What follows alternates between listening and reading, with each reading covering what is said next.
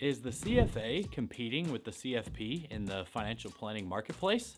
It looks like they may be, based on a new 2025 learning pathway. My first reaction was that the CFAI should sort of stay in their own lane. After learning a little bit more about it, it looks really compelling. It looks like something I myself might sign up for. So let's talk about it. For the last couple of years, the CFAI has had these specialized pathways that candidates studying for certain exams can, or sometimes have to, I believe, pursue along with passing the exam at that level. For the level 3 exam, the only specialized pathway that has existed was portfolio management, but now for 2025, the Institute has announced 2 new ones. Those are in private markets, which it previously announced, and also now in private wealth management, which the CFAI defines as serving high net worth clients, which are people with 5 million and above in assets. By the way, I'm glad they just picked a number when they used the term high net worth, because it's always sort of vague in the wealth management or financial planning industry. And I think 5 million and above is probably a good benchmark for high net worth. These are a really big deal, by the way, because they make up like 33% of your level 3 exam, in a sense, your level 3 requirements. So picking the specialized pathway that is most relevant to you is also important, and like you got to learn the stuff in this pathway to pass level 3 and become a CFA charter holder. So really spend some time looking into these if you're in that position. I've personally never been through a specialized pathway because I passed the exams a little while before they existed. So the only information that I have about this new wealth management specialized pathway is the description that the CFAI gives on their website. I'll probably share that in the description of this YouTube video down below. This is where it really sparked my interest. By the way, the idea for this video was sent to me in an email by a viewer by the name of Greg. So Greg, if you're watching this one, thanks a lot. Now, I've talked before on this channel about how much I enjoyed the level 3 curriculum because it mostly aligns with a career in private wealth management. There's a lot of stuff about that in the exam already. And the CFAI says that this learning pathway will really build on top of that foundational information. They say that this pathway will extend your knowledge beyond investment management and financial planning and get into areas like family management, philanthropy, and also serving star athletes, which I think was just a really interesting choice of words from the CFAI. Rather than saying professional athletes, they're going to gear this curriculum towards star athletes only. I don't know exactly what their definition of star athlete is going to be, but kind of piques the interest nonetheless. It apparently will cover the differences in business models within the private wealth management industry and the different fee structures that come with each. These are things that I personally only read about in magazines in some cases, or just talk to other people operating in different business models but within the same industry. And it'll be cool to see the CFAI's take on all of this. Then a couple of other areas are mentioned that actually sound a lot like what the CFP already does. So those, wealth planning strategies, investment financial planning areas are probably not all that new information for somebody who has been through the CFP program already.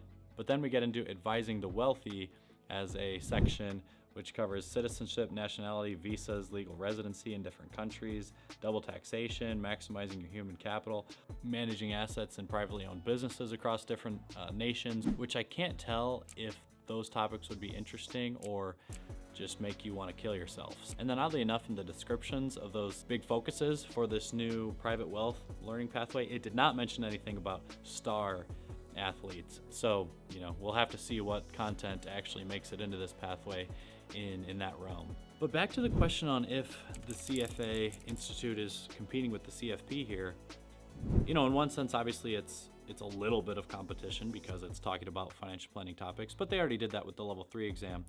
As I have read a little bit more into these areas that are going to be covered through this learning pathway, I actually think they're not directly competing with the CFP. And I also think that, at least by this description, it looks like they are going to be very appropriately focused on topics that would affect, and probably only affect, that truly high net worth family or individual with investable assets of $5 million or more. There are just so many financial planning topics that are relevant to, for lack of a better term, like the average retiree in the United States. In the CFP curriculum, it's all good stuff. It's all important stuff that any financial planner would need to know. It's just that I do believe the majority of that content is not geared towards this high net worth, or is not at least specifically geared towards the high net worth clientele. And for somebody who's done the CFP but is also a CFA charter holder, I don't know if it'd be fair to assume that that person would be focusing on working with clients in that more affluent area, but it could be a fair assumption. So what I'm saying is that someone who has both the CFP and CFA already and is working with higher net worth clients may not have had exposure to, or have only circumstantially, like on individual client basis, has gotten exposure to these areas as clients have asked the questions and the financial advisors have had to look into these topics. So I think it would be really cool to get the CFAI's take on exactly how these areas can be best managed.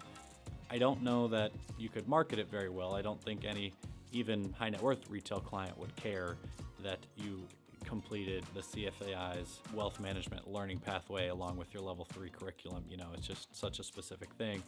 But because they have opened up these learning pathways to people who already have the CFA charter like myself, we can, get into those and really just use them for what they're maybe intended for, which is to be educational. And it could be really cool. I think it could be a lot of new information for many of us. Now, if you're working with a professional athlete who is not a star, let's say they're an average NFL quarterback like Joe Flacco or Anthony Richardson right now, then maybe the information you learn about through this learning pathway will not be all that beneficial. But if your client is Lamar Jackson or Patrick Mahomes, those are the true star athletes, at least in the NFL right now. So you're really going to be educated well on the topics that you need to be in order to serve those star athletes to the best of your abilities. I'd like to meet the person who wrote the description and picked the word star. I don't think it's a bad word. I just wonder why that was the terminology of choice. If you can't tell by this video, I'm probably going to go through this learning pathway, at least the areas I find most interesting. I think it's $500 though, so sign up for my Patreon and send a little support my way, and then maybe we can crowdfund for me to get this learning pathway, and then I'll make a couple of videos reviewing all of it for all of you. Shameless plug there. But anyway, I probably will do that, and I'll have a video, later on down the road, maybe mid-2025, talking about if this thing was all that beneficial or not, if it is competing with the CFP, if the CFAI is going to completely wipe the CFP off the face of the earth. There's always a chance for something like that. So I'll keep you all updated on this one. As always, thanks for watching.